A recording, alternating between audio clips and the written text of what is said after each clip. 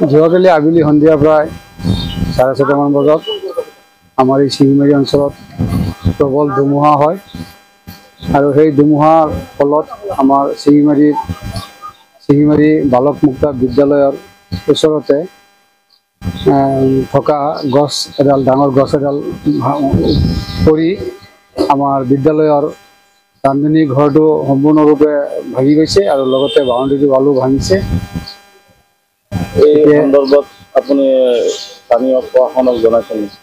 স্থানীয় প্ৰশাসনক জনাইছোঁ, আমাৰ পূব শিঙিমাৰী গাঁৱৰ গাঁওবুঢ়াক জনাইছোঁ, তেখেতো আহি আছে আৰু লগতে আমাৰ CRCCক জনাইছোঁ।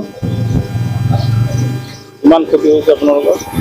ক্ষতি মানে ৰান্ধনী ঘৰটো মানে পুৰা চালটো পুৰা ভাঙি গৈছে, লগতে যথেষ্টখিনি বাউণ্ডেৰী ৱালো ভাঙি উভালি পৰিছে। এতিয়া আপোনালোকৰ সৰু সৰু ল'ৰা ছোৱালীয়ে ৰন্ধা বঢ়াৰ ক্ষেত্ৰত অসুবিধা হ'ব। কাইলৈ স্কুল বন্ধ আছে, মঙলবাৰে খোলা। এতিয়া মঙলবাৰে ক'ত মানে ৰান্ধাটোতো ৰান্ধিবই লাগিব, যিহেতু আমি কোনো কাৰণতে মধ্যাহ্ন ভোজন বন্ধ ৰাখিব নোৱাৰোঁ। গতিকে কিবা এটা ব্যৱস্থা কৰিব লাগিব, মানে বাহিৰত হ'লেও ৰান্ধিব লাগিব।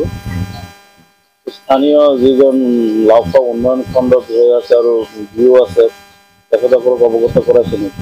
নাই, এতিয়ালৈকে কৰোৱা নাই, এতিয়া আজি কৰিম।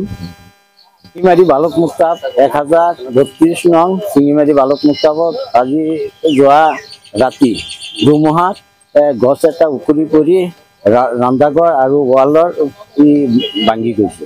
বিস্তৰ ক্ষতি সৰু সৰু ল'ৰা ছোৱালীক ৰন্ধা বঢ়া খোৱাৰ কাৰণে অসুবিধা হ'ব। এতিয়া সৰু সৰু চৰকাৰক আপুনি কি আহ্বান জনাব? এতিয়া আমি চৰকাৰক জনাম যে আমাৰ এইখিনি পুনৰ নিৰ্মাণ কৰি সুবিধা কৰি দিয়ে, ছাত্ৰীসকলৰ সুবিধা কৰি দিয়ে।